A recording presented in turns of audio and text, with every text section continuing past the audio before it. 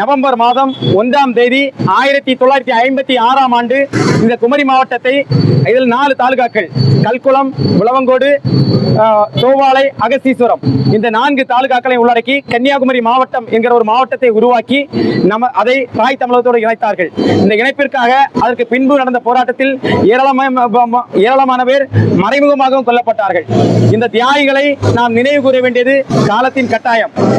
அந்த அடிப்படையில் இன்று நவம்பர் 1ஆம் நாளான இன்று குமரி விடுதலை நாளும் தமிழ்நாடு விடுதலை நாளுமான இன்று நமது முன்னோர்களுக்கு நாம் வீர வணக்கம் செலுத்துவதற்காக இந்த இடத்தில் கூடியிருக்கிறோம். அந்த அடிப்படையில் அந்த தியாகிகள் ஒருவரான நமது 19வது சட்டமன்ற தொகுதியின் முன்னாள் எம்எல்ஏவாக இருந்த ஐயா குஞ்சநாடார் அவர்களுக்கு அவரது பேரன்களாகிய நாம் இன்று மலர் வணக்கம் செலுத்தி மரியாதை செலுத்துகின்றோம். இந்த மரியாதை அவர்களுக்கு மட்டுமானதல்ல, இந்த போராட்டத்தில் உயிர் நீத்த அத்தனை போராளிகளுக்கும், போராடிய அத்தனை பேருக்கும், அதை முன்னின்று நடத்திய நமது குமரி தந்தை ஐயா மார்சல் நேசமணி அவர்களுக்கும் அத்தனை பேருக்கும் சேர்த்துதான் இந்த மரியாதை.